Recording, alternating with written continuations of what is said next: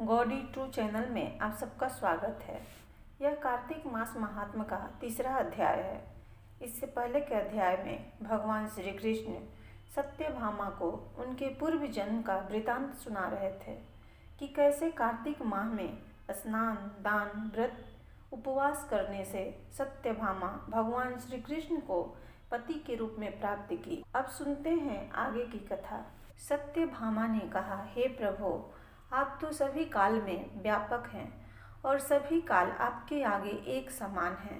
फिर यह कार्तिक मास ही सभी मासों में श्रेष्ठ क्यों है? आप सब तिथियों में एकादशी और सभी मासों में कार्तिक मास को ही अपना प्रिय क्यों कहते हैं? इसका कारण बताइए। भगवान श्री कृष्ण ने कहा, हे भामिनी, तुमने बहुत अच्छा प्रश्न किया है। मैं तुम्हें इसका उत्तर देता हूँ, ध्यान पूर्वक सुनो। इसी प्रकार एक बार महाराज बेन के पुत्र राजा पृथु ने प्रश्न के उत्तर में देवर्षि नारद से प्रश्न किया था और जिसका उत्तर देते हुए नारद जी ने उसे कार्तिक मास की महिमा बताते हुए कहा, हे राजन, एक समय शंख नाम का एक राक्षस बहुत बलवान एवं अत्याचारी हो गया था। उसके अत्याचारों से तीनों लोकों में त्राहि त्राहि मच गई।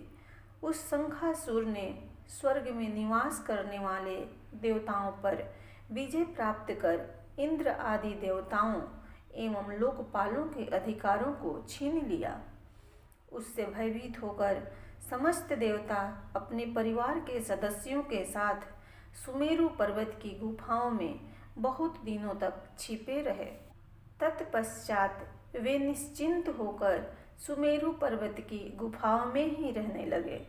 उधर जब शंखासुर को इस बात का पता चला कि देवता आनंद पूर्वक सुमेरु पर्वत की गुफाओं में निवास कर रहे हैं, तो उसने सोचा कि ऐसी कोई दिव्य शक्ति अवश्य है जिसके प्रभाव से अधिकारहीन यह देवता अभी भी बलवान है।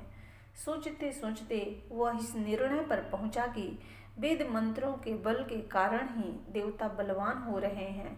यदि इनसे वेद छीन लिए जाएं तो वे बलहीन हो जाएंगे। ऐसा विचार कर शंखासुर ब्रह्मा जी के सत्यलोक से शीघ्र ही वेदों को हर लाया। उसके द्वारा ले जाए जाते हुए भय से उसके चंगुल से निकल भागे और जल में समा गए।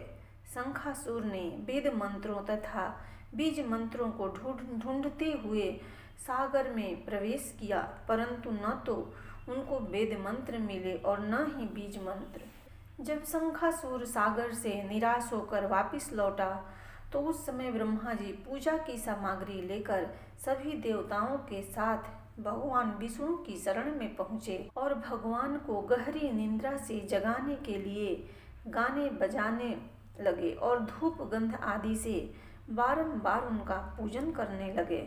धूप, दीप, नैवेद्य आदि अर्पित किए जाने पर भगवान की निंद्रा टूटी और वह देवताओं सहित ब्रह्मा जी को अपना पूजन करते हुए देखकर बहुत प्रसन्न हुए तथा कहने लगे, मैं आप लोगों के इस कीर्तन एवं मंगलाचरण से बहुत प्रसन्न हूँ। आप अपना अभीष्ट वरदान मांगिए, मैं अवश्य प्रदान करूँगा। जो मनुष्य आश्विन शुक्ल की एकादशी से देवोत्थान एकादशी तक ब्रह्म मुहूर्त में उठकर मेरी पूजा करेंगे, उन्हें तुम्हारी ही भांति मेरे प्रसन्न होने के कारण सुख की प्राप्ति होगी। आप लोग जो पाद्य, अर्घ्य, आचमन और जल आदि सामग्री मेरे लिए लाए हैं, वे अनंत गुणों वाली होकर आपका कल्याण करेगी। शंखासुर द्वारा हरे गए संपूर्ण वेद जल में स्थित हैं। मैं सागर पुत्र शंखासुर का वध करके उन वेदों को अभी लाए देता हूँ। आज से मंत्र, बीज और वेदों सहित मैं प्रतिवर्ष कार्तिक मास में जल में विश्राम किया करूँगा। अब मैं मत्स्य का रूप धारण करके जल में जाता हूँ। तुम सब देवता भी मुनीश्वरों सहित मेरे साथ जल में आओ। इस कार्तिक मास में जो श्रेष्ठ मनुष्य प्रातःकाल स्नान करते हैं, वे सब यज्ञ के अवभृत स्नान द्वारा भली भांति नहा लेते हैं।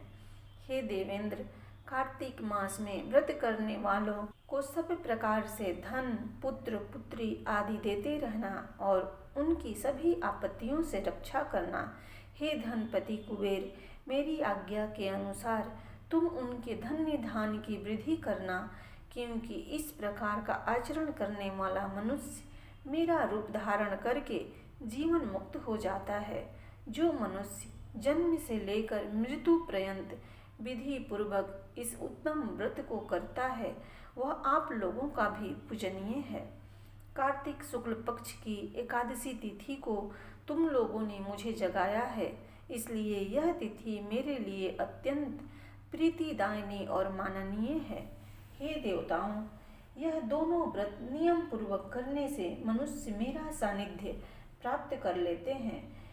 इन व्रतों को करने से जो फल मिलता है वह अन्य किसी व्रत से नहीं मिलता। अतः प्रत्येक मनुष्य को सुखी और निरोग रहने के लिए कार्तिक महात्म्य और एकादशी की कथा सुनते हुए उपयुक्त नियमों का पालन करना चाहिए। इस प्रकार कार्तिक मास महात्म्य का यह तीसरा अध्याय संपूर्ण हुआ। प्रेम से बोलो भगवान श्री कृष्ण की जय।